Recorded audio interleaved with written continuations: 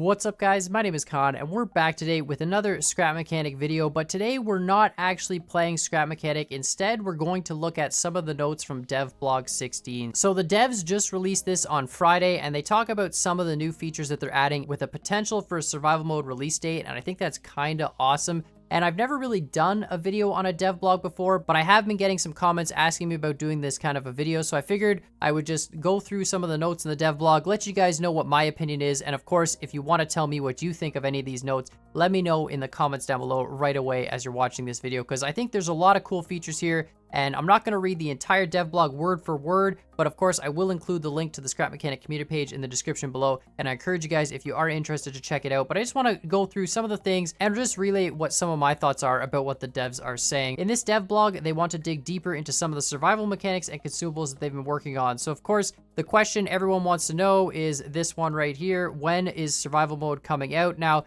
if they kind of go into it, but at the end of the day, they say sometime in 2019, hopefully. So they don't actually confirm any dates, because obviously if bugs come out and stuff like that, they don't want it to be like, hey, you know, it's coming out in March, and then they actually have to push it back 6 months or something. So they're saying hopefully sometime in 2019, but again, no promises. Now, I really hope that sometime earlier in 2019, but that being said, I would rather the devs take their time and put out a well-polished survival mode, rather than one that comes out and doesn't have good progression and is super buggy and super glitchy. And I just think it'll be a much better experience if survival comes out and really, you know, hits you with a bang, rather than coming out and sort of flopping. Now, of course, we move right into these storage tanks, and you can see the storage tanks hooked up into this car, and it's exactly that. These are storage tanks for your consumable items, which I think is absolutely awesome. So right now they have 6 working consumable containers. They've got one for gas, ammo, battery, seed, fertilizer, and water. It's cool that they have power. I'm not sure if that means we're going to see solar power or not. That would be really, really cool.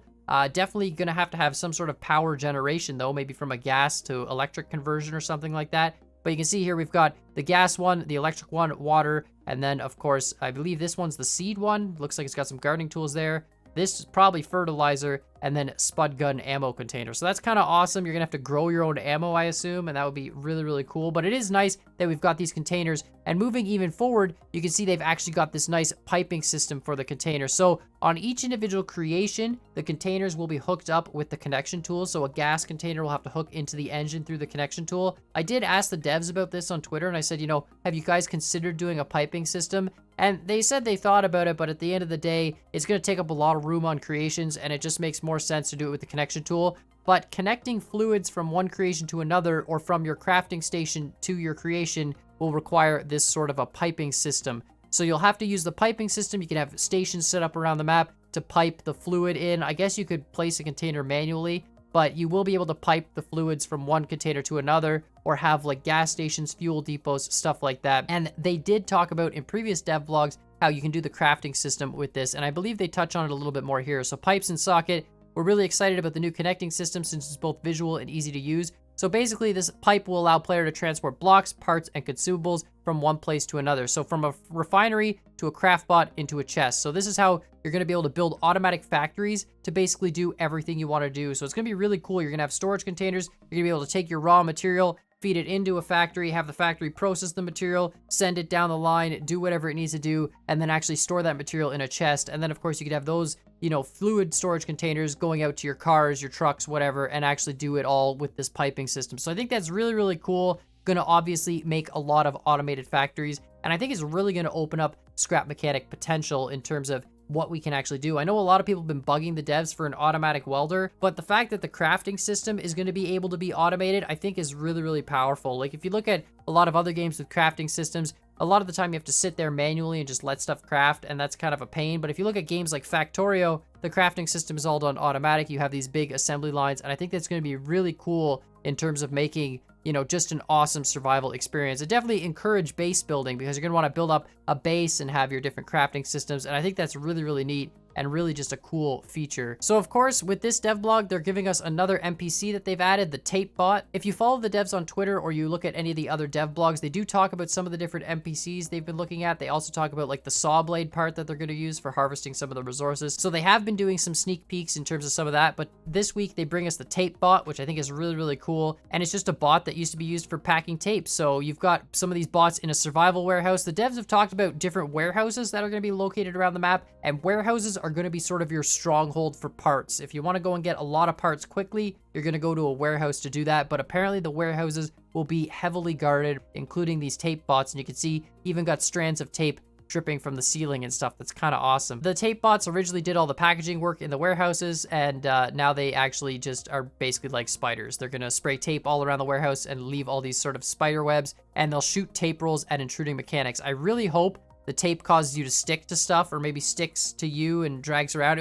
I just want to see some, you know, cool tape mechanics and be like slow moving because you've gotten hit by these tape bots. That would be really, really cool. But they do talk about, fortunately, sharpshooter mechanics with spud guns will be able to disassemble the tape bots with a few well-placed potatoes, and I think that's going to be absolutely awesome. So all the warehouses are definitely going to be heavily guarded, but I think first thing, stock up on potatoes, go into a warehouse, get all the parts, build better stuff. I think that's going to be the key to playing survival mode. And I'm really excited that the scrap mechanic worlds are going to have more than just, you know, yourself and a few NPCs on it. It'll be really nice to have some activity on the scrap mechanic worlds, because obviously now when you play, it feels pretty barren just kind of floating around in an empty world by yourself. The devs move on to talk about some of the interactive parts, so thrusters, engines. Not sure if they include controllers and pistons in this category, but definitely thrusters and engines. And they talk about how they're going to have a leveling system for thrusters and engines. And I think this is a really good idea. A lot of survival games, they kind of fall apart when it gets really, really boring really fast, because you're like, okay, I've built myself, you know, all I need, and now I'm just, you know, I'm just surviving day to day. But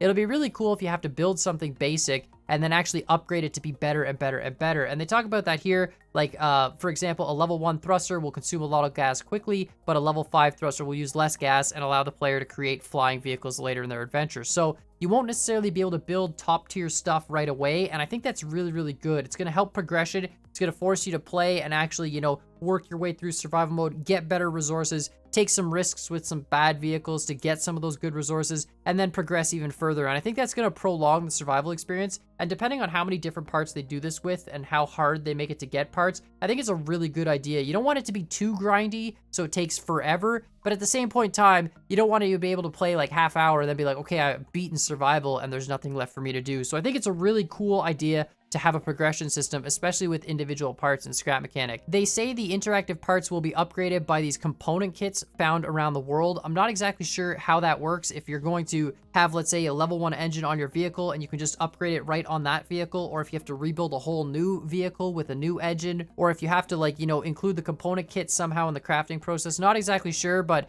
they do say in the next devblog they'll show these in game. So I'm really excited for that, and I think the progression system is definitely a good idea. So the devs have talked about this part before. The encryptor that will hide the connection points on your vehicle.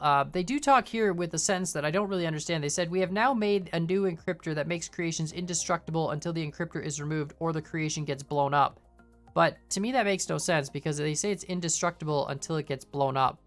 So the creation gets blown up, but it's indestructible until the creation gets blown up. So I'm not exactly sure if they mean until the encryptor gets blown up, but it's kind of cool. Needless to say, this part you're going to want to put on all your creations. It's going to protect you from PvP if other players, you know, they can't see your connection just randomly. And I think this part could be added to game, you know, creative mode, because then you could make really cool escape rooms and stuff where people can't actually see the connections and they have to try and figure out how to get out without using the connection tool. But needless to say, I think it's going to be a really cool part, and I'm very curious to see its implementation. Now the devs move on into the second game mode that they've been talking about, which is the challenge game mode. And you can see here we've got a little arena, we've got a car and a ball, a little farmbot guy taking orders or something, and again, that arena. Another task here with some sort of a target piece, as well as, I think this is a giant button, and then, I don't know, a loot chest? Not really sure what that is, but they've got this challenge mode, and I think challenge mode is going to be super exciting, and they're talking about getting challenge mode out for Christmas, and that's this year. So I'm really excited about that.